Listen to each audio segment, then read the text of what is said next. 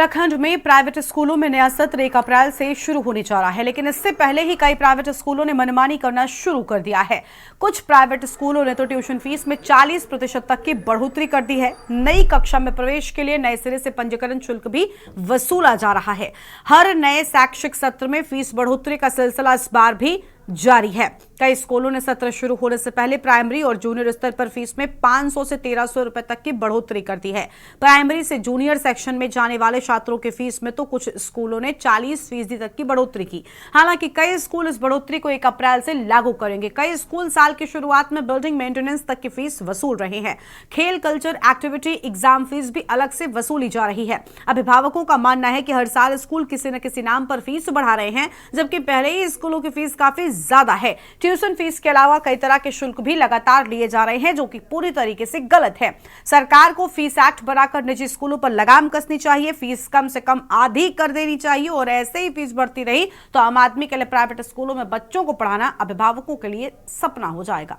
कुछ स्कूलों ने वार्षिक रिजल्ट जारी करने के साथ ही अभिभावकों से प्राइमरी से जूनियर कक्षाओं में जाने वाले छात्रों से 4000 तक पंजीकरण शुल्क भी वसूला है।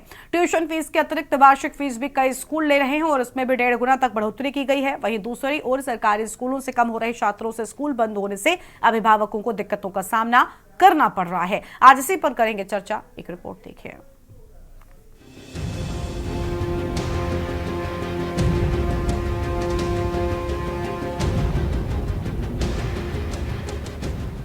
प्राइवेट स्कूलों में नया सत्र 1 अप्रैल से शुरू होने जा रहा है, लेकिन इससे पहले ही कई प्राइवेट स्कूलों ने अपनी मनमानी करना शुरू कर दिया है। कुछ प्राइवेट स्कूलों ने तो ट्यूशन फीस में 40% तक बढ़ोतरी कर दी है। नई कक्षा में प्रवेश के लिए नए सिरे से पंजीकरण शुल्क भी वसूला जा रहा है। हर नए शैक्षिक सत्र में फीस बढ़ोतरी का सिलसिला इस बार भी जारी है। राष्ट्रवादी रीजनल पार्टी ने निजी स्कूलों की मनमानी, फीस और महंगी किताबें बेचे जाने के विरोध में आज जिला मुख्यालय पर उग्र प्रदर्शन और जमकर नारेबाजी की। इस बीच एसडीएम गौरव चटवाल ने प्रदर्शनकारियों के बीच आकर कार्रवाई का आश्वासन दिया। इसके बाद राष्ट्रवादी रीजनल पार्टी के प्रदर्शनकारियों ने गौरव चटवाल के माध्यम से मुख्यमंत्री के नाम ज्ञापन भेजा और निजी स्कूलों की मनमानी को रोकने के लिए हस्तक्षेप करने की मांग की। राष्ट्रवादी रीजनल पार्टी के राष्ट्रीय अध्यक्ष शिव प्रसाद सेमवाल ने कहा कि अभिभावकों को निजी स्कूलों की लूट के हवाले कर दिया गया है। शिव प्रसाद सेमवाल ने कहा कि निजी स्कूलों ने ट्यूशन फीस 40% तक बढ़ा दी है। इसके अलावा पंजीकरण और वार्षिक फीस पर भी काफी वृद्धि कर दी गई है। एक तरीके की फीस हो तो एक तरीके की फीस बताएं कि ट्यूशन फीस जो है 40% तक बढ़ गई है। आप लगा दीजिए, कोई नियम कायदा कुछ नहीं है। ऊपर से जो प्रिंसिपल हैं, डायरेक्टर हैं, आते हैं कि भैया तुम्हें तो किसी और के स्कूल में ले जाना है, ले जाओ, यहाँ पे कोई राजनीति नहीं चलेगी, या अभिभावकों को धमका दिया जाता है, उनके बच्चों को निकाल दिया जाता है। आम आदमी कहाँ जाएगा? एक स्कूल से निकालेगा तो दूसरे स्कूल में वही लूट का शिकार होना पड़ेगा। ट्यूशन फीस अलग है, आपकी बिल्डिंग बनाने की फीस तक जो है ये अभिभावकों से ले रहे हैं। उसके अलावा तमाम प्रशिक्षण फीस, लैब फीस, आपकी कल्चरल एक्टिविटीज़ फीस, तमाम तरीके की फीस जो है इनको जोड़ दी जा रही है। पंजीयन शुल्क ये अलग लेते हैं, एनुअल फीस ये अलग लेते हैं, ट्यूशन फीस ये अलग लेते हैं, साल भर में एक और फीस अलग से लेते हैं। क्योंकि अपने आप से अभिभावक जो है कितने, जिसके 2 बच्चे होंगे वो कहाँ तक जाएगा? और अगर वो 1 बच्चा करेगा तो तुम बोलोगे कि अब परिसीमन लागू करो, जहाँ जनसंख्या कम है वहाँ का जनप्रतिनिधित्व और घटाओ। उनकी मनमानी लगातार जारी है। इसमें शिक्षा विभाग और सरकार कोई कार्रवाई नहीं कर रही है। सरकार के नियम होते हैं कि भाई किस हिसाब से उसकी फीस स्ट्रक्चर होगा, बच्चों को क्या कहाँ पे क्या एडमिशन दिया जाएगा। आरटी का भी उसमें प्रावधान है कि जो निर्धन परिवार के जो बच्चे होते हैं, आरटी के माध्यम से उनको स्कूलों में एडमिशन दिया जाता है। लेकिन ये जो बड़े बड़े स्कूल हैं, ये आरटी का भी उल्लंघन कर रहे हैं और मनमाने तरीके से अवैध वसूली ये अभिभावकों से कर रहे हैं, जिसमें बेतहाशा फीस की बढ़ोतरी कर रहे हैं ये लोग, और अभिभावकों को प्रताड़ित करने का ये लोग काम कर रहे हैं। तो सरकार से तो हम लोग यही निवेदन करना चाहेंगे कि सरकार इस पे अंकुश लगाए, और जो गरीब लोग हैं, अभिभावक संघ का गठन हो, अभिभावकों की भी राय ली जाए। शिक्षा का स्तर अगर हमने बढ़ाना है तो सभी लोगों से विचार विमर्श करके हम आगे बढ़ा सकते हैं। हमारी भारतीय जनता पार्टी की सरकार का प्रयास है कि हर बच्चे को गुणवत्तापरक शिक्षा मिले, और इसके लिए सरकारी विद्यालयों को भी संसाधन युक्त बनाने का लगातार प्रयास चल रहा है। और सरकार के द्वारा जो विद्यालय अपनी मनमानी ढंग से जो शुल्क वृद्धि करते हैं और किताबों को अपने हिसाब से अपने विद्यालय में वो लगाते हैं। इसको बड़ी गंभीरता के साथ सरकार ने लिया है और कोई भी विद्यालय अगर इस प्रकार से माने तरीके से चलेंगे उनके खिलाफ भी कार्रवाई सुनिश्चित की जाएगी। ये हमारा प्रयास है। वहीं दूसरी ओर सरकारी शिक्षा व्यवस्था को सुधारने के लिए भले ही हमेशा दावे किए जाते रहे हों, लेकिन हालात सुधरने के बजाय बिगड़ते जा रहे हैं। शिक्षा विभाग की एक रिपोर्ट के मुताबिक राज्य के सरकारी स्कूलों में लगातार छात्र कम हो रहे हैं। हाल यह है कि 1671 सरकारी विद्यालयों में ताला लटक गया है, जबकि अन्य 3573 स्कूल बंद होने की कगार पर है। हैरानी की बात तो यह है कि 102 स्कूल ऐसे हैं जिनमें हर स्कूल में मात्र एक छात्र उपस्थित है। प्रदेश में 1 अप्रैल से नया सत्र शुरू हो रहा है, लेकिन इस सत्र के शुरू होने से पहले राज्य के कई विद्यालयों में ताला लटक गया है। शिक्षा महानिदेशालय ने हाल ही में राज्य के सभी मुख्य शिक्षा अधिकारियों से जिलों में बंद हो चुके विद्यालयों की रिपोर्ट मांगी थी। जिलों से मिली रिपोर्ट के मुताबिक सरकारी विद्यालयों में कम छात्र होने से लगातार वो बंद हो रहे हैं। रिपोर्ट के मुताबिक 3573 विद्यालयों में छात्र संख्या 10 या फिर इससे भी कम रह गई है। इसमें सबसे अधिक 785 स्कूल पौड़ी जिले के हैं, जबकि सबसे कम 3 स्कूल हरिद्वार जिले के हैं। राज्य में पौड़ी एकमात्र ऐसा जिला है जिसमें सबसे अधिक 315 स्कूलों में ताला लटक चुका है, जबकि उधम सिंह नगर जिले में सबसे कम मात्र 21 स्कूल बंद हुए हैं। छात्र न होने की वजह से राज्य भर में 1671 स्कूल बंद हो चुके हैं। शिक्षा में फिनलैंड मॉडल अपनाने के दावे प्रदेश की बेसिक और माध्यमिक शिक्षा विभाग के लिए प्रयोगशाला बनी हुई है। पूर्व में अटल उत्कृष्ट विद्यालय, मॉडल विद्यालय, क्लस्टर विद्यालय आदि के रूप में कई प्रयोग किए जा चुके हैं, जबकि अब शिक्षा में फिनलैंड मॉडल अपनाने का दावा किया जा रहा है। इसे लेकर मंत्री के साथ विभागीय अधिकारियों की एक टीम 4 दिन फिनलैंड और स्विट्जरलैंड का दौरा कर चुकी है। तरीके से स्कूलों की मैं शिक्षा व्यवस्था की बात करूं प्रदेश में, उसकी स्थिति इसी से स्पष्ट हो जाती है कि आज इस प्रदेश में करीब 1500 से ज़्यादा ऐसे स्कूल हैं जहां पर जो पंजीकृत छात्र हैं उनकी संख्या 2 से भी कम है। उत्तराखंड पूरे देश में जो है नंबर 2 पे पहुंचा दिया है धामी जी ने ऐसे स्कूलों की संख्या में जहां पर जो है छात्रों की संख्या 0 है। तो मुझे लगता है कि शायद सरकारी जो स्कूल हैं उनके साथ इस तरीके का जो व्यवहार इसीलिए किया जा रहा है जिससे कि जो प्राइवेट सेक्टर के स्कूल हैं वो अच्छे से पनप सकें और अपनी मनमानी करने का जो है वो कार्य कर सकें। अब देखिए प्राइवेट स्कूल्स मनमाने ढंग से जो फीस बढ़ाने का कार्य करते हैं वो बहुत मुझे लगता है निंदनीय भी है और सरकार इसके खिलाफ कोई कार्रवाई नहीं कर रही है। ये अपने आप में शर्म की बात है। पूर्ण विषय है कि हमारे शिक्षा के जो मंदिर हैं वो बंद होने को है। हम एक तरफ तो मंदिरों के द्वार खोलने के लिए कहते हैं कि मंदिरों के द्वार खोलिए, मंदिर बढ़ाइए, और शिक्षा के द्वार के मंदिर जो शिक्षा का जो मंदिर है वो बंदी के कगार पर है। बंदी के कगार इस पर सोचने का विषय हमारे उत्तराखंड के लोगों को ये है और सरकारों को ये है कि हमने क्या किया 3 साल में, हमने काम किया स्कूलों के लिए हमने क्या काम किया। पलायन यदि रुकता, हम आप रोजगार की व्यवस्थाएं वहां पर सुनिश्चित करते, आप शिक्षा की व्यवस्था वहां पर करते, स्वास्थ्य की व्यवस्था वहां पर करते, तो निश्चित तौर पर पलायन रुकता और इस शिक्षा के मंदिर बंद नहीं होते। ये हमारे उत्तराखंड की जनता के लिए शर्मनाक बात नहीं है, यहाँ की राष्ट्रीय पार्टियों के लिए और उनकी सरकारों के लिए शर्मनाक बात है कि नहीं। देखिए कोई भी स्कूल बंद नहीं होंगे क्योंकि उत्तराखंड हमारा शिक्षा का हब है और माननीय पुष्कर सिंह धामी जी तमाम जो हमारे स्कूल हैं जो बड़े हों या छोटे हों सभी को सुचारू रूप से करने के लिए, क्योंकि कहीं पर हो सकता है कि 2-4 बच्चे हों तो अन्य दूसरे स्कूल में उनको ट्रांसफर करके उन स्कूलों का जो जीर्णोद्धार करना है या दुरुस्त करने का काम करना है, उसी ओर सरकार काम कर रही है। मॉडर्न स्कूल बनाने का काम कर रही है, बच्चों का भविष्य और उज्जवल हो इसको लेकर के शिक्षा का हब जो उत्तराखंड के अंदर पहले से चलता आ रहा उसको और बढ़ा करके एक अच्छे स्वरूप में लाना जो है भारतीय जनता पार्टी की सरकार का संकल्प है और इसी को लेकर के काम कर रही है। आपको बता दें कि अब तक आंकड़ों की माने तो प्रदेश के 23 माध्यमिक विद्यालय छात्र संख्या शून्य होने एवं विद्यालय विलय किए जाने से बंद कर दिए गए हैं। वहीं 3000 प्राथमिक विद्यालय बंदी की कगार पर आ चुके हैं, जिनमें छात्र छात्री संख्या 10 या फिर इससे कम रह गई है। ये हाल तब है जबकि विभाग का 10,000 करोड़ से अधिक का बजट है। वहीं विभागीय मंत्री रावत गाँव के बच्चे होने पर क्षेत्र के एक विद्यालय को बंद न किए जाने का दावा कर रहे हैं। वहीं गैर सरकारी स्कूलों में भी अभिभावकों से मनमानी फीस को लेकर प्रदेश के अभिभावक सड़कों पर उतरे हैं। वहीं दूसरी ओर सरकार विद्यालय के बंद न करने का दावा कर रही है। फिर भी प्रदेश में लगातार स्कूल बंद हो रहे हैं। अगर प्रदेश की शिक्षा व्यवस्था का ये हाल रहा तो आने वाले समय में पहाड़ का बच्चा बेहतर शिक्षा जाएगा। इसलिए सरकार को जल्द ही इस ठोस कदम और कोई नीति तय करनी बेहद जरूरी है। Uttarakhand desk report.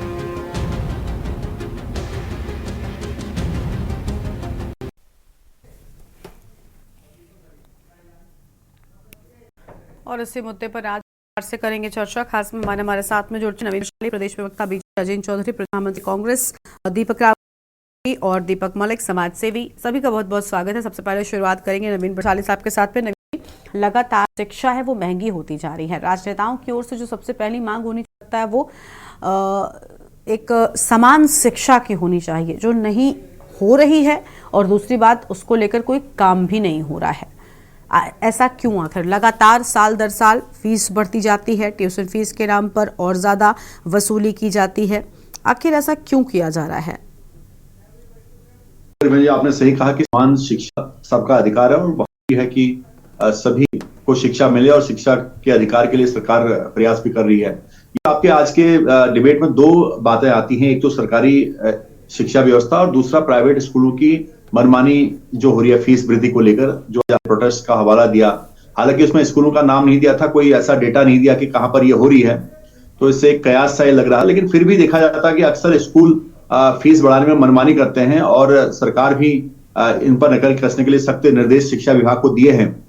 मैं कुछ आंकड़े आपके पास रखूं कि सरकार लगातार प्राइवेट स्कूलों पर भी नकल कसने की कोशिश कर रही है और सरकारी व्यवस्था को भी दुरुस्त करने की कोशिश कर रही है। अगर मैं देखूं कि पिछले 2023 की अगर मैं बात करूं तो हमारी सरकार ने उत्तराखंड में केवल पूरे देश में तो 1200 से ज्यादा स्कूलों पर कार्रवाई की है, लेकिन उत्तराखंड में 200 स्कूलों में कार्रवाई की है, जिसमें आरटी का मुद्दा भी था, इसमें फीस वृद्धि की जो सवाल थे, और 45 स्कूलों की लगभग फीस वृद्धि जो हुई थी उसको अवैध भी घोषित सरकार ने किया और वापस उसको किया गया। तो यही डालनवाला में भी जो स्कूल ने एक आरटीई के तहत बच्चों को लेने से मना किया था, तो उस पर सरकार ने कार्रवाई की। और स्कूली शिक्षा की बात अगर करें तो कहीं पर स्कूल बंद भी हो रहे हैं, क्योंकि आप देख सकते हैं कि आज से 20-25 साल पहले जहां स्कूल खुले गांव में, वहां जनसंख्या ज्यादा थी, अब वो कहीं ना कहीं टाउन में शिफ्ट हो गए हैं। जैसे आप देखते हैं हमारे पहाड़ी छोटे शहरों की अगर मैं बात करूं, उत्तरकाशी से लेकर चंपावत तक, तो आप उत्तरकाशी ले लीजिए, चाहे गोपेश्वर ले लीजिए, चाहे कर्णप्रयाग ले लीजिए, कोई भी जो मेन पिथौरागढ़, अल्मोड़ा, श्रीनगर, इनकी बात करें तो यहाँ पर जनसंख्या वृद्धि हुई है, जनसंख्या का दबाव ज्यादा बढ़ा है, लोगों ने पलायन किया है। और पलायन होता है क्योंकि हर व्यक्ति अपने जीवन में कुछ न कुछ सुविधाएं चाहता है। जैसे जैसे उन टाउन में सुविधाएं बढ़ती है तो व्यक्ति अपने सामर्थ्य के अनुसार पलायन करता है। तो पलायन पहाड़ के छोटे शहरों से लेकर दिल्ली तक, बॉम्बे तक और विदेशों तक हुआ है। हालांकि सरकार लगातार चिंता उस पर कर रही है और उस पर काम भी हमारी सरकार बहुत कर रही है। आपने देखा होगा कि पूरे जो हिमालयी क्षेत्र है उस पर वापस कैसे हमारी जो जनता है वहां वापस बसे, और जो 1962 के गांव खाली हो गए थे उनको दोबारा से बसाने की जो सरकार हमारी काम कर रही है वो एक सराहनीय पहल है।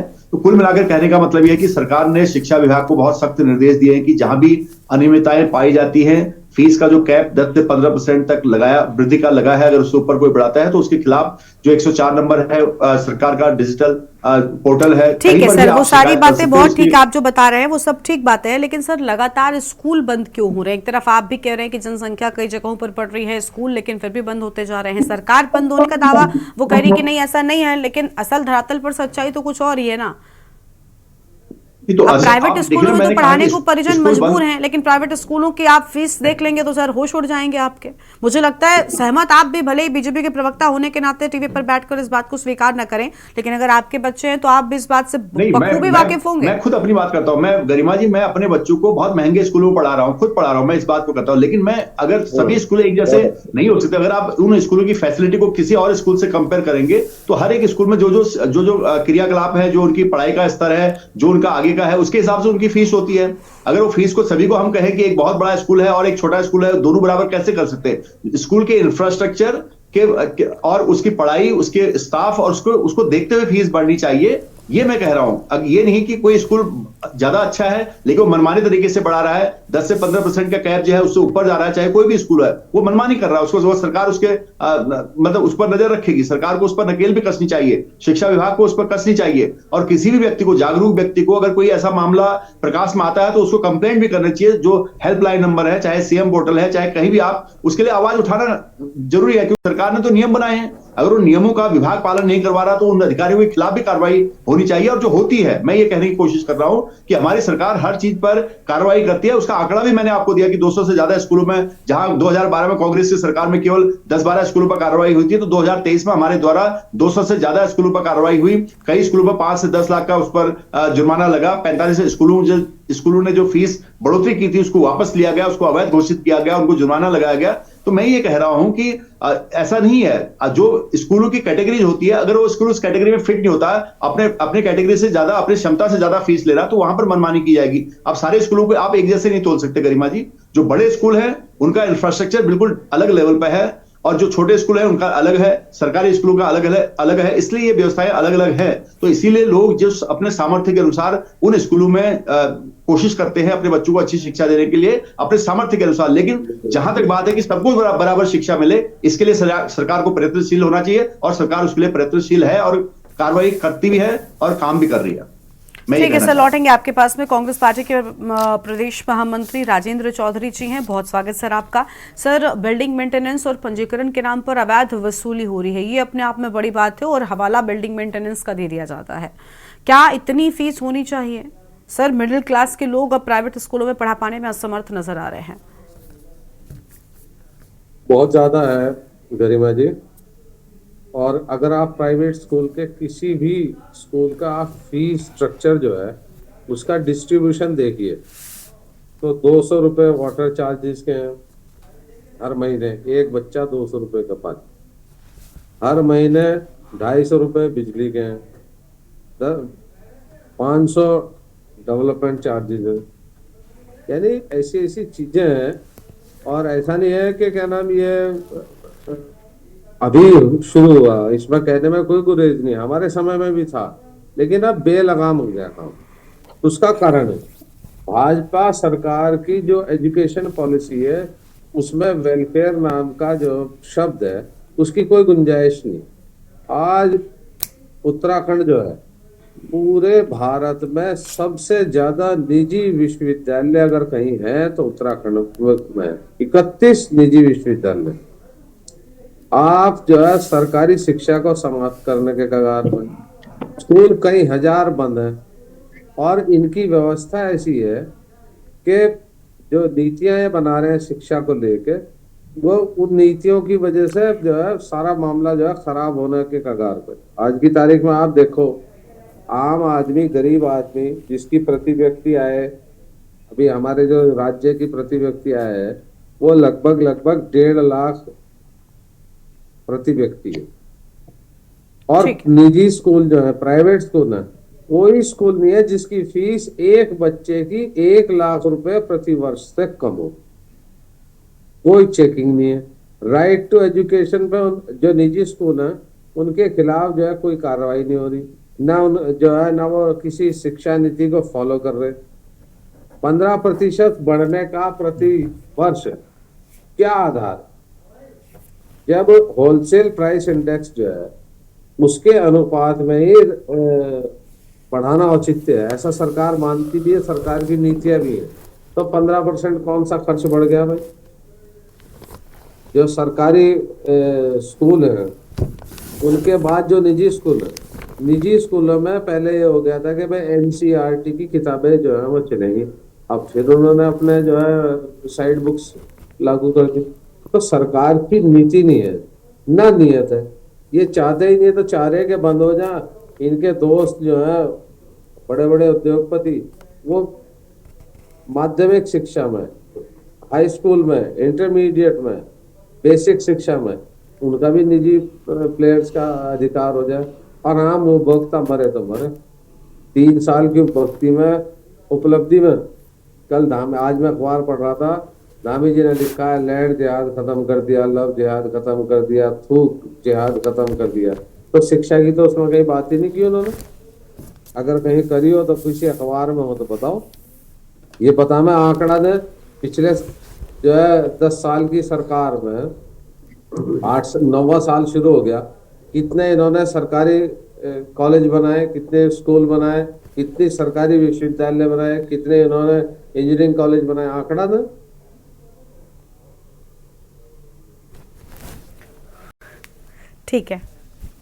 ठीक है सर। और मेहमान हमारे साथ में लगातार बने हुए हैं, दीपक रावत जी हैं और दीपक मलिक जी भी लगातार हमारे साथ में बने। दीपक रावत जी का पहले रुख कर लेते हैं, केंद्रीय प्रवक्ता है उत्तराखंड क्रांति दल की ओर से।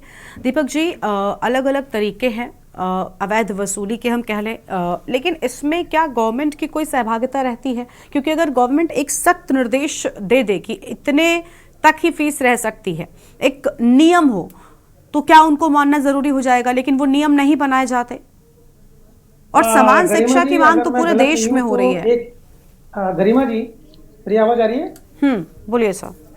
1 साल पहले जब आपने यही डिस्कशन उठाया था तो शायद आपको ध्यान होगा कि सरकार ने प्राइवेट फीस रेगुलेटरी बोर्ड बनाने की बात कही थी, अगर आपको ध्यान हो, और कहा था। अब देखिए फिर आप देखो हंस गई। आप देखिए यही आपको समझ में आ गया कि सरकार, जो हम विपक्ष क्यों बोलता है जुमले की सरकार।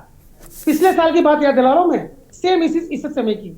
सरकार ने जब दबाव पड़ा, आपका दबाव पड़ा, जनता का दबाव पड़ा, विपक्ष का दबाव पड़ा, तो सरकार कहने पे मजबूर हो गई कि private school regulatory board, fees regulatory board बनाने की बात करेगी। क्या वो अस्तित्व में आ गया? अगर वो अस्तित्व में आ चुका होता तो शायद इस चर्चाओं में हम आज चर्चा नहीं कर रहे होते इस विषय में। 2 महत्वपूर्ण विषय हैं गरिमा जी इस पूरे विषय में। एक, प्राइवेट स्कूलों की फीस वृद्धि, जो कि लगातार अभिभावकों के लिए सिरदर्द बनती जा रही है, समस्या बनती जा रही है एक सामान्य जीवन यापन करने के लिए। और दूसरा विषय है पहाड़ी क्षेत्रों में लगातार सरकारी स्कूलों का बंद होना। कल ही सरकार ने अपने 3 साल के उपलब्धियां गिनाई हैं, लेकिन पिछले 8 साल की ये मैं पूछना चाहता हूं कि 3 साल तो इंक्लूड कर ही दीजिए। क्या कारण है कि आज तक हम लोग स्कूल लगातार बंद होते जा रहे हैं? सरकारी स्कूल लगातार बंद होते जा रहे हैं। सरकारी स्कूलों में जो छात्रों की संख्या है वो लगातार बंद होती जा रही है। ये भी तो उपलब्धि है। जो सरकार स्वास्थ्य न दे पाए, शिक्षा न दे पाए, रोजगार न दे पाए, वो काहे की उपलब्धि की घोषणा कर रही हो? और आंकड़े आपके सामने हैं। ये विपक्ष आंकड़े प्रस्तुत नहीं है, ये आप ही के द्वारा जनता के सामने प्रस्तुत किया गया है। तो विषय यह है कि अगर और यहाँ की महिलाओं का स्वास्थ्य में प्रसव जंगल में कराना पड़ रहा हो, रोड में हो जाना हो, गाड़ी के अंदर हो जा रहा हो, तो स्वास्थ्य की पोल पट्टी खुलती है। शिक्षा की पोल पट्टी आपने खोल दी लगातार। पहाड़ी जिलों में जो 13 जिलों में से 9 जिले हमारे पहाड़ी हैं, उनकी स्थिति अगर आप देख लो तो आप बता रहे हैं कि क्या स्थिति है। 1650 करीब स्कूल हमारे बंद हो चुके हैं लगातार। अब 3500 स्कूल बंद होने के कगार पे हैं। और शिक्षा की स्थिति क्या होगी? उस स्थिति की जहां पर आपका आंकड़ा खुद बताता है कि 10,000 करोड़ का बजट है। अरे 10,000 करोड़ का बजट जा कहां रहा है, लग कहां रहा है? ये विषय है ना, ये प्रश्न उठाता है। अब आइए रेगुलेटरी बोर्ड के ऊपर। रेगुलेटरी बोर्ड तो अस्तित्व नहीं। क्या कारण है कि जब अब भारतीय जनता पार्टी के प्रवक्ता जी ने, गरिमा जी, बड़े आराम से कह दिया क्योंकि पलायन हुआ है, तो यहाँ पर बहुत ज्यादा बढ़ गया है जो मैदानी जिले हैं इनमें, तो इस तरह की स्थिति उत्पन्न हो गई है। तो दोष उन पलायन वालों का है जो पलायन कर गए। अब उनको अगर स्वास्थ्य नहीं मिलेगा, शिक्षा नहीं मिलेगी, रोजगार नहीं मिलेगा, तो वो उनकी गलती है कि वो नीचे क्यों आ रहे हैं। उनको वही रहना चाहिए था, पहाड़ में ही रहना चाहिए था, पहाड़ में मरना चाहिए था। अपने लिए अच्छे जीवन यापन करने के लिए बेहतर जगह में नहीं जाना चाहिए था। ये भारतीय जनता पार्टी के प्रवक्ता शायद कहने की कोशिश कर रहे थे। मेरा सिर्फ इतना कहना है कि अगर देखिए जो स्थिति आज की डेट में हो रही है, जो बढ़ोतरी लगातार बढ़ती जा रही है, सेंसेक्स महंगाई आपकी 10% बढ़ती है, राष्ट्र का आंकड़ा है, आप 15 से 15%, आप 40% तक आप फीस बढ़ा रहे हो, तो कहीं ना कहीं पर सरकार को इसके संज्ञान लेना चाहिए। अब बार बार एक भारतीय जनता पार्टी के प्रवक्ता जी कह रहे थे सरकार को संज्ञान लेना चाहिए, सरकार संज्ञान लेगी, सरकार को संज्ञान लेना चाहिए, सरकार को ये करना चाहिए। मुझे तो थोड़ी देर ये लगा ये सरकार नाम की चिड़िया है कौन जिसको लेना, संज्ञान लेना, और अब तक संज्ञान ले नहीं पारी। गरिमा जी, आपके पास स्वास्थ्य मंत्रालय है, शिक्षा मंत्रालय आपके पास है, रोजगार मंत्रालय आपके पास है। आप जब तीनों सुविधाएं नहीं देंगे तो पलायन आएगी। निश्चित रूप से मैं एक बात से उनसे सहमत हूं कि समस्या अगर आई है तो पलायन चाहिए, लेकिन पलायन को रोकने के लिए आपका विभाग क्या कर रहा है? हिमालयन प्रदेश में गरिमा जी पहला प्रदेश है जिसने पलायन आयोग बनाया हुआ है। विभाग खुला हुआ है, लेकिन उसके कार्यशैली के ऊपर उसने क्या नीतियां बनाई है आज तक कोई ना सरकार उसमें जवाब दे पाई है, ना ही कोई नीति हमारे जनता के सामने प्रस्तुत हो पाई है। तो ये जो परिस्थिति आई है, लगातार जो आर्थिकी बोझ पड़ रहा है अपने बच्चों को पढ़ाने का, यहाँ के आम खासतौर पर मध्यम वर्गीय का, हम इसमें कैटेगराइजेशन कर ही नहीं रहे। सबसे ज्यादा जो बोझ पड़ रहा है मध्यम वर्ग को पड़ रहा है, क्योंकि मध्यम वर्ग के आय के स्रोत बहुत कम होते हैं और जो उसकी अपेक्षाएं बहुत ज्यादा होती है कि हम अपने बच्चों को अच्छे स्कूलों में पढ़ाएं। लेकिन जिन स्कूलों में लगातार 40% 30% फीस बढ़ जा रही हो, वहां पर उसको कहीं ना कहीं पर अपनी इच्छाओं में कटौती करनी पड़ रही है। और कैसे किस तरीके से वो अपने बच्चों को इन अच्छे स्कूलों में, जिन स्कूलों में पढ़ाना चाहते हैं, पढ़ा रहे हैं, ये सिर्फ उन्हीं से पूछा जा सकता है। और सरकार ने तो आप पल्ला झाड़ी दिया है, ये समस्या तो पलायन से आ रखी है। अगर आप रेगुलेटरी बोर्ड बना देते गरिमा जी, तो आज ये सारे प्राइवेट स्कूल उसके अंडर होते। लेकिन आपने 1 साल पहले जुमला फेंका, अब तक वो जुमला ही चल रहा है। तो इससे ज्यादा क्या बोल सकते हैं? सरकार स्वीकार करने को तैयार नहीं है। तो इस ऐसी स्थिति में तो जो भी कुछ होगा जनता को ही सहना पड़ेगा और जनता को ही भोगना पड़ेगा। ठीक है सर। और मेहमान लगातार बने हुए हैं, इनके साथ में चर्चा को हम आगे बढ़ाएंगे, लेकिन उससे पहले देवभूमि के दंगल में एक छोटे से ब्रेक ले आप रखते हैं, मच जाएगा, फौरन लौटेंगे।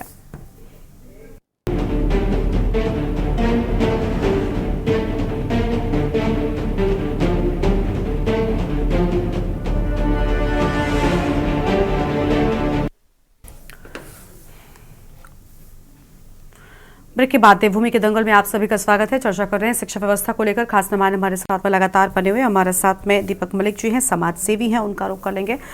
शिव प्रसाद सिंहवाल जी भी जुड़ रहे हैं, राष्ट्रीय रीजनल पार्टी के अध्यक्ष, उनके साथ भी चर्चा को आगे बढ़ाएंगे। लेकिन पहले दीपक मलिक जी का रुख करते हैं। दीपक जी, आपने सभी की बातों को सुन लिया। सत्ता पक्ष को छोड़कर लगभग सभी को शिकायतें जो हैं वो नजर आ रही हैं। प्राइवेट स्कूलों की मनमानी सिर्फ उत्तराखंड में नहीं, देश भर में जारी है। समान शिक्षक की मांग भी लगातार अलग अलग वक्त पर उठाई जाती रही है, लेकिन सर इस ओर कभी भी किसी भी दल ने मजबूती के साथ में कोई स्टैंड नहीं लिया। इसके पीछे व्यक्तिगत फायदा क्या राजनेताओं को नजर आता है? क्यों आखिर शिक्षा को लेकर बात नहीं होती? सारे मुद्दों पर चर्चा होती है, लेकिन जो सबसे महत्वपूर्ण एक विषय है उसको लेकर कभी कोई भी दल एक बड़ा आंदोलन करने को तैयार नहीं हुआ।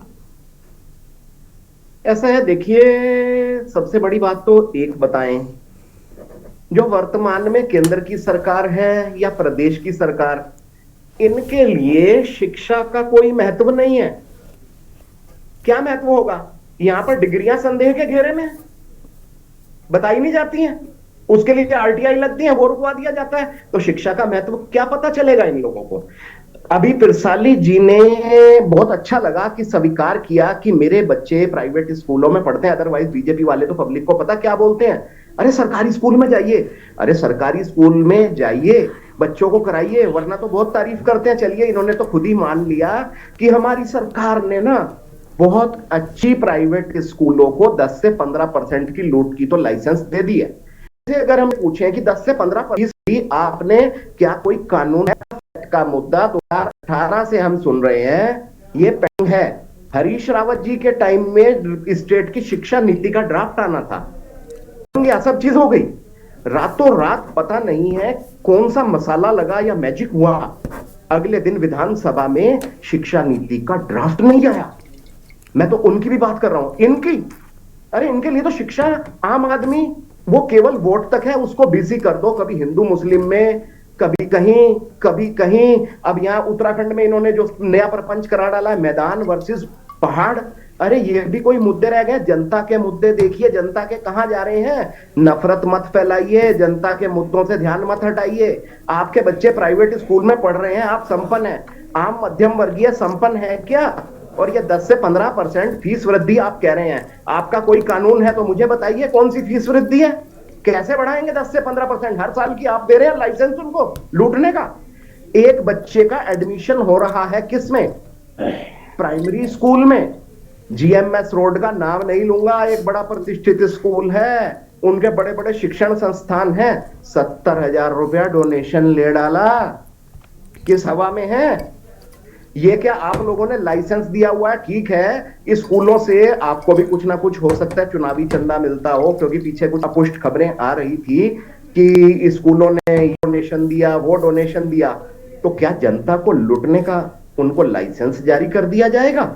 आप एक बात बताइए, कितनी शर्म की बात बोल रहा हूं, जितनी लिकर शॉप है उत्तराखंड में, उन पर बोर्ड लगा हुआ मैंने देखा, यहां पर शराब एमआरपी से ऊपर नहीं बेची जाती। अगर बेची जाती है ना तो यहां पर आप शिकायत कीजिए। प्राइवेट स्कूलों में कोई रूल नहीं है एमआरपी जैसा, कितनी शर्म की बात है। यानी तुम्हें प्रदेश के शराबियों का तो ध्यान है, उनके हित का, लेकिन गरीब तबकों का, मध्यम वर्गीयों का कोई ध्यान नहीं है। कितनी लुटाई मर्जी कर लो। एनसीईआरटी की बुक्स हैं, वो कब का आदेश है उत्तराखंड में कि उसके अलावा प्राइवेट पब्लिशर की बुक नहीं लगेंगी। मेले लगे हुए हैं। अभी आप जाइए डिस्पेंसरी रोड पर, राजपुर रोड पर, जो ये प्रतिष्ठित बुक सेलर्स हैं, उनके यहाँ पर तीसरी चौथी क्लास के बच्चों के लिए 8-8, 10-10 हजार रुपए की किताबें भेजी जा रही हैं। अरे यार, शर्म कीजिए, शर्म। अगर बीजेपी से आप लोग हैं ना, तो कभी पंडित दीनदयाल उपाध्याय जी का ना एकात्म मानव चिंतन, एकात्म मानववाद, वो पढ़िए। ये वाली बीजेपी, अरे यार क्या बातें कर रहे हो। परमिशन दे रहे हो 10 से 15% लुटाई की। आप क्या कर रहे हो। शराबियों के हित की चिंता है कि उनसे कोई एमआरपी ज्यादा ना ले ली जाए, लेकिन अभिभावकों को लूटने के लिए आप छूट दे रहे हैं। क्या छूट दे रहे हैं। इतने साल हो चुके हैं, fees act, fees act, fees act. अरे कहां जाता है। ऐसा कौन सा आप लोगों को मंत्र मिल जाता है कि फीस एक्ट का जुमला चलता है और फिर वो कबूतर की तरह उड़ जाता है, कोई नाम नहीं लेता। और अब तो नया ही जुलवा आ गया, 10 से 15% की हम परमिशन दे रहे हैं। अरे यार, आपको ना, मुझे बताइए कौन सा कानून है आपका ऐसा फीस एक्ट का। अधिकारी कहते हैं जी हमें कंप्लेंट नहीं आई। अरे यार अधिकारी, आप लोग तो प्राइवेट स्कूलों के स्पोक्समैन बने हुए हो, मंत्री अधिकारी सब। बिल्कुल, और ये लापरवाही अगर ठीक की जाए ना, ये लापरवाही भी मुझे लगता है इसके लिए ठीक शब्द नहीं है, ये जानबूझकर होता है। इस पर सर दीपक जी, माफी के साथ आपको रोक रहे हैं, आपकी बात को हम पूरा सुनेंगे, माफी के साथ आपको रोक रहे हैं। वापस लौटेंगे, वापस से अपने कार्यक्रम का रुख कर लेते हैं। खास मेहमान हमारे साथ में लगातार बने। दीपक जी जल्दी से अपनी बात को पूरा कीजिए, फिर शिव प्रसाद जी के पास में जाएंगे। मेरा ये कहना है, देवभूमि जैसी जगह पर गलियों में शराब की मॉडल शॉप्स खोली जा रही हैं। पहाड़ पर क्या दिया जा रहा है, वाइन टूरिज्म, और पढ़ाई की तरफ कोई ध्यान नहीं है। शराबियों के हित की चिंता करने वाली सरकार कुछ मीडियम क्लास, जो मध्यम वर्गीय अभिभावक है ना, उनकी तरफ भी एक बार दया दृष्टि से तो देख ले कम से कम, कि किस कदर भयंकर लूट शिक्षा में जारी है। प्राइवेट विश्व, चलिए शिक्षा से ऊपर, मैं प्राइमरी शिक्षा, स्कूली शिक्षा से ऊपर जाता हूं। जो प्राइवेट कॉलेजेस यहाँ पर बने हुए हैं उत्तराखंड में, यूनिवर्सिटीज हैं जो बड़ी बड़ी उत्तराखंड की, श्रीदेव समन हुई, HNB, इनके साथ एफिलेटेड हैं, कुमाऊं यूनिवर्सिटी से एफिलेटेड हैं। उनमें बच्चों की फर्जी अटेंडेंस लगा दी जाती है। टीचर है नहीं, पैसा कमाने के अड्डे। क्या उनमें सीसीटीवी कैमरे लगा करके निगाह नहीं रखी जा सकती। और प्राइवेट यूनिवर्सिटियां, उनमें तो बच्चे केवल अय्याशी का अड्डा बना हुआ है। उनको सपने दिखाए जाते हैं कि आप ये हमारी डिग्री ले लीजिए, 70 करोड़ का पैकेज मिलेगा, 75 करोड़ का मिलेगा, 1.5 करोड़ का, 3-4 की फोटो लगा दी जाती हैं। और बाद में वो बच्चे लुटे पिटे बैंक से लोन उठा करके उनके माँ बाप उनको शिक्षा देते हैं। लेकिन पूरे देश में ये कैसे लूटना है उपाय हम दे। पूरे देश में बुरा हाल है। बैक डेट में कहीं डिग्रियां उत्तर प्रदेश में, उस पर नहीं क्या क्या। अरे ठोक के भाव आ रही हैं। पीएचडी का मतलब जानते हैं? खैर इस सरकार में कोई नहीं जानता होगा। रिसर्च बोला जाता है, कागजों में रिसर्च हो रही है, पीएचडी की डिग्रियां दी जा रही हैं। रिसर्च पेपर का मतलब जानते हैं इस सरकार के लोग क्या होती है रिसर्च? शर्म का हाल है पूरे देश में शिक्षा का। IIM, IIT, उनकी फीसें इन्होंने 10-10 गुना बढ़ा डाली हैं। ये हाल है शिक्षा के। MBBS किसी ने करना है तो 1.25 करोड़ रुपया उसके लिए चाहिए MBBS के लिए। अगर उसने PG करना है तो 2.5 करोड़ तक। अरे किसकी जेब में पड़ा है इतना? वो अगर ये करेगा तो लूटेगा ही। तो कहां गया आपका पंडित दीनदयाल उपाध्याय जी का एकात्म मानववाद? एकात्म मानववाद फिरसाली जी पढ़कर आइएगा, और आप बाकी मित्र भी पढ़िएगा। उसमें लाइन का जो आखिरी का बंदा होता है सबसे, उसकी चिंता करना एकात्म मानववाद कहलाता है। कि आगे वाले की सबको चिंता है, वो अपना हक ले लेगा, लेकिन जो सबसे पीछे खड़ा है ना, उसकी चिंता करिए। 80 करोड़ लोगों को अनाज तो बांट दिया, उनके लिए शिक्षा का इंतजाम कीजिए, जिससे कि अनाज बांटने की नौबत ना आए। शराबियों की चिंता नहीं, मध्यम वर्गीयों की चिंता कीजिए। मेरा सरकार से यही आग्रह है। ये फीस एक्ट का जुमला आप मत करिए, कुछ करके दिखाइए। इतना बड़ा ये जुमला फीस एक्ट। अरे अभ्यारण्य दे दिया आपने तो लूट का प्राइवेट स्कूलों को, विश्वविद्यालयों को। कैसे हो रहा है ये किसकी शय से हो रहा है? क्या प्रेम है इन प्राइवेट स्कूलों से जो उनको लूट की छूट दे दी गई है? अभी तो आपने यहां तक कहना शुरू कर दिया कि उनके पास अपने सेटअप होते हैं। फीस एक्ट के हिसाब से उनको बनाइए ना, एक को ए में रखिए, बी में रखिए, सी में रखिए और उनकी फीस डिसाइड कीजिए। हर साल फीस बढ़ाना 10 से 15% आप जायज बता रहे हैं। अरे भाई बस क्या बोलें, मेरे पास तो बोलने के लिए बस अब क्या बोल सकते मलिक साहब, बहुत बोल गए, आप आगे बढ़ाएं डिबेट को। हाँ ठीक है नवीन जी अभी मुझे लगता है कि अभी दीपक जी ने खुलकर बातें बोली, तो आपको लगता है कि आगे बढ़ाना चाहिए। मुझे लगता है समाज सेवी हैं वो, उनकी बात जरूर सुननी चाहिए, और आपको तो वैसे भी सभी प्रवक्ताओं के जो बात निकल कर आई है उसमें जवाब देना होगा, क्योंकि सभी ने एक ही, मुझे लगता है सबके सुर एक जैसे नजर आए, कुछ अलग नहीं था आपको छोड़कर। खैर मैं लौटूंगी आपके पास में, इसके बाद आपके पास ही आऊंगी। बस पहले शिव प्रसाद सेमवाल साहब को लेते हैं, राष्ट्रीय और रीजनल पार्टी के अध्यक्ष हैं। बहुत स्वागत सर आपका। शिव प्रसाद ऐसे ही बोला कीजिए जी, ब्रह्म वाक्य है आप लोगों का। हाँ ठीक है सर, आएंगे दीपक जी आएंगे। शिव प्रसाद सेमवाल साहब को लेते हैं। शिव प्रसाद जी, फीस बढ़ो, जवाब नहीं है आप पे। दीपक जी क्या कह रहे हैं आप? जी जवाब नहीं है इनके पास, ये एजेंडा। ठीक है सर, अभी लेते, देखिए मेहमान और भी है। दीपक जी प्लीज अभी बीच में नहीं बोलेगा, माफी चाहूंगी, और मेहमान है उनको भी लेते हैं। शिव प्रसाद जी क्या कहना चाहेंगे आप इस पूरे मुद्दे पर? वैसे सोशल मीडिया की चीजों को मैं बहुत कम डिबेट में जोड़ती हूँ, लेकिन फिर भी कहना चाहूंगी कि कई बार मैंने सोशल मीडिया पर यह पढ़ा है कि राजनेता कभी भी समान शिक्षा की बात नहीं करता, क्योंकि वो सरकारी स्कूलों में सुविधाएं भले बेहतर करने के दावे कर दे, लेकिन अपने बच्चों को कभी आपने सुना है किसी भी छोटे मोटे नेता के भी बच्चे को सरकारी स्कूल में पढ़ते हुए? क्या कभी भी आपने देखा है? मतलब मैं सबसे छोटे स्तर के नेता की भी अगर बात कर लूं तो उसके बच्चे भी कभी सरकारी स्कूल में नहीं पढ़ते।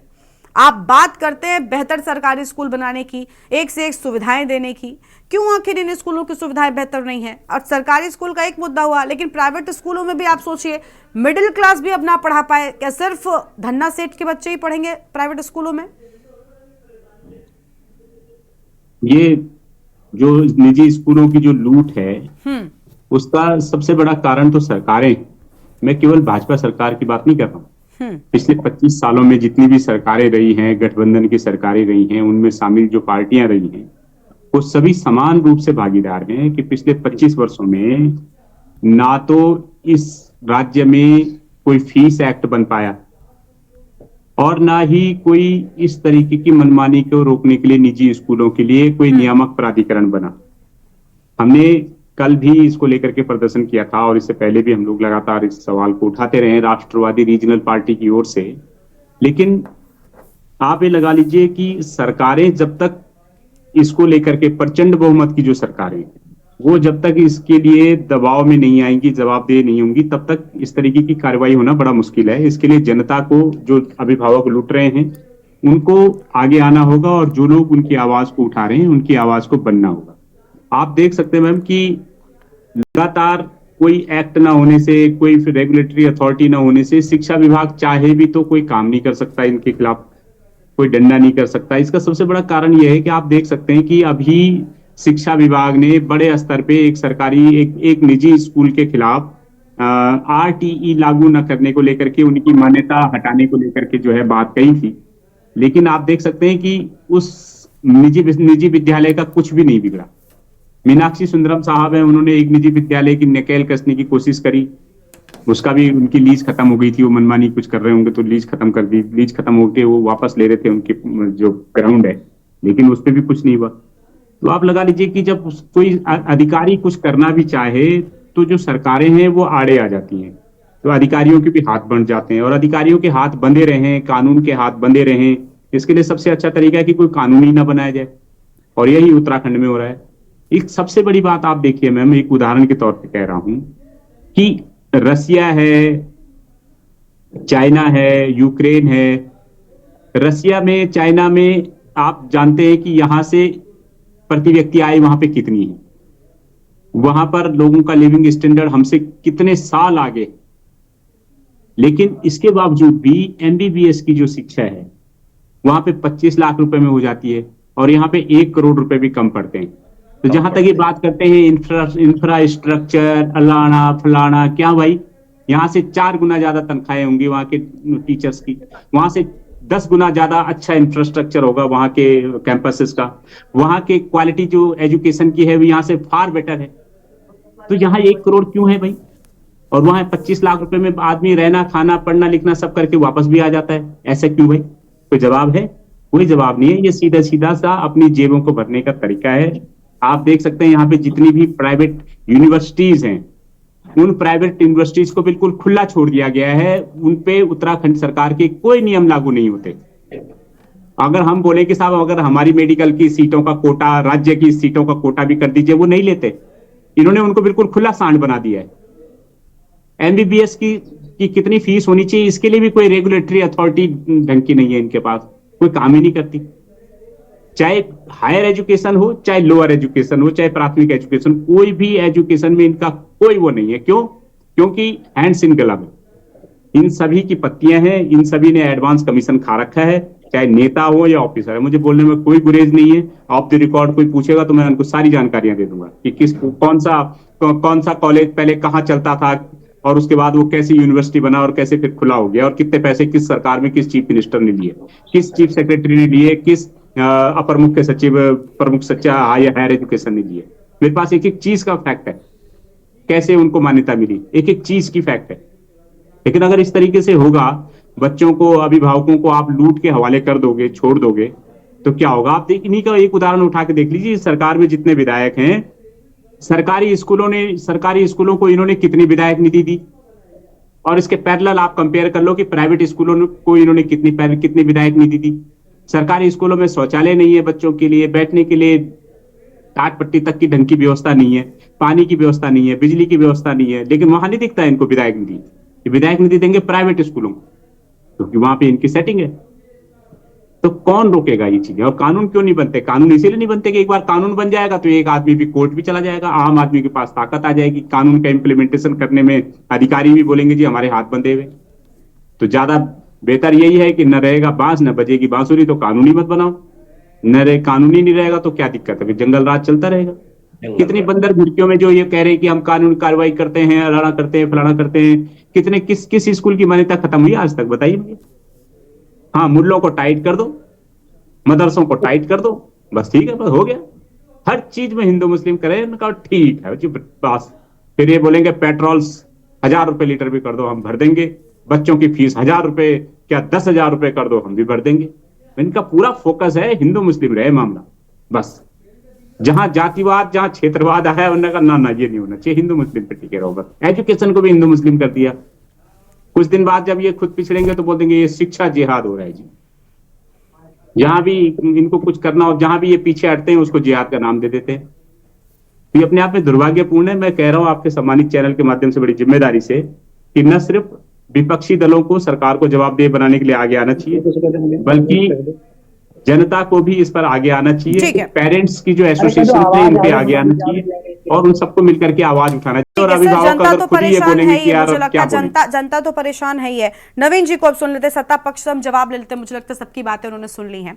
नवीन जी क्या कहना चाहेंगे? सर, सरकार से शिकायतें बहुत हैं, एक नियम होना चाहिए सरकार की ओर से, इसमें क्या गलत है?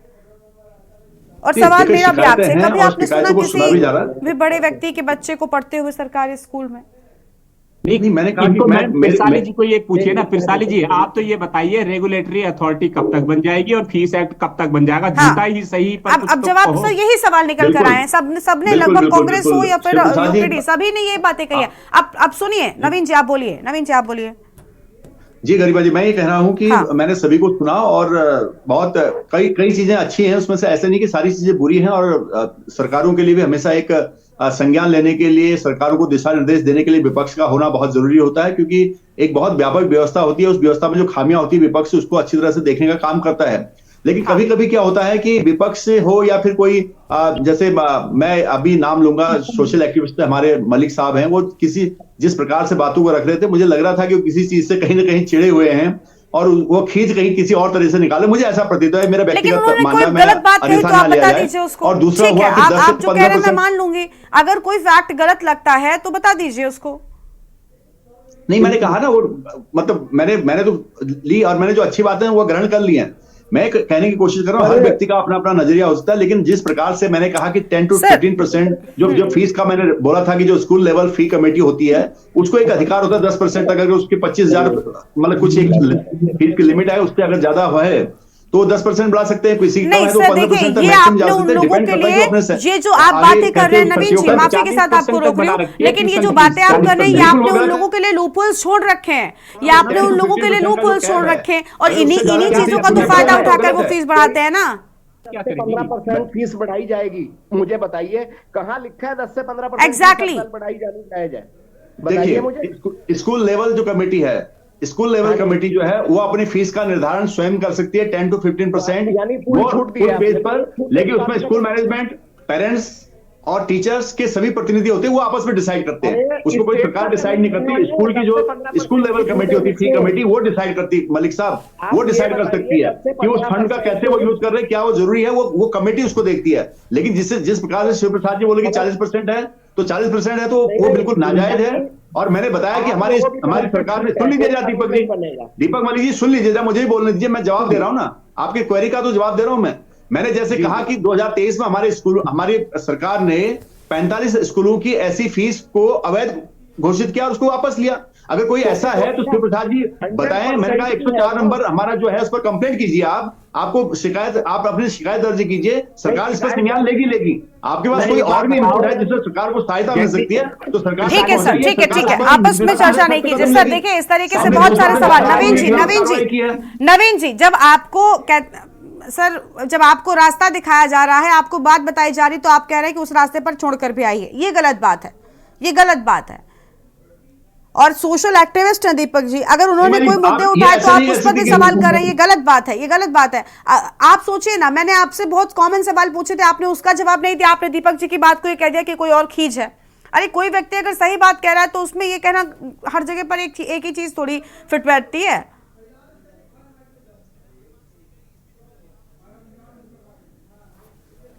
नवीन जी आपकी आवाज नहीं आ रही है। कोई आप उसकी वो ले सकते जिम्मेदारी कि ये सब सही बोल रहे हैं, मैं गलत बोल रहा हूँ। अगर इस तरह का है तो उसको सर प्लीज, ये सब मैंने ये नहीं कहा, कैसी बातें आप बच्चों जैसी बातें कर रहे हैं, आप सब गलत बोल रहे हैं, वो सब सही बोल रहे हैं, बिल्कुल बात नहीं थी। और ये चर्चा राजनीतिक कम थी, मुझे लगता है ये चर्चा राजनीतिक कम थी सर। मैंने आपसे भी कहा था कि अगर आपके बच्चे होंगे तो भले आप टीवी पर आज एक्सेप्ट ना करें, लेकिन परेशान आप भी होंगे स्कूल की फीस से।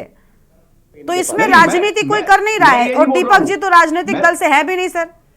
ऐसे क्यों बोल रहे हैं कि जो नाजायज फीस है उसको मैं बोल रहा हूँ नाजायज है, आप उसको क्यों ले रहे हैं कि नाजायज? हम बढ़ा रहे हैं, सरकार बढ़ा रही है, स्कूल बढ़ा रहा है, सरकार सख्त नियम क्यों नहीं बना रही? नाजायज सर, नवीन जी ठीक है, दीपक जी हो गया सर, वक्त की कमी, चर्चा रोकनी पड़ रही है। लेकिन दीपक जी आपको ये नहीं कहा जा रहा कि सरकार नाजायज पैसे बढ़ा रही है, लेकिन सरकार नियम तो बना सकती है ताकि स्कूल नाजायज पैसे ना बढ़ाएं। आप ये तो समझिए, अरे इतनी सामान्य सी बात आपको समझ नहीं आ रही। सरकार का काम है नियम बनाना, ठीक है। चलिए सर, उम्मीद है कि सरकार के कानों तक की बात पहुंचेगी और जो मिडिल क्लास व्यक्ति खासतौर पर इस पूरे घटनाक्रम से परेशान हो रहा है उसे थोड़ी राहत जरूर दी जाएगी और एक नियम बनाया जाएगा ताकि सभी को समान शिक्षा मिल सके। शुक्रिया आप मेहमानों का हमारे साथ चर्चा में आने के लिए, अपनी बात रखने के लिए। तो प्राइमरी से 10वीं तक के जो स्कूल हैं वो लगातार मनमानी करते हुए नजर आ रहे हैं। एक तरफ जो लोग हैं, अभिभावक हैं, वो परेशान नजर आ रहे हैं कि आखिर इतनी बढ़ती फीस में वो अपने बच्चों का एडमिशन स्कूलों में कैसे कराएं। देवभूमि के दंगल में इतना ही। आप देखते रहिए न्यूज़ इंडिया। नमस्कार।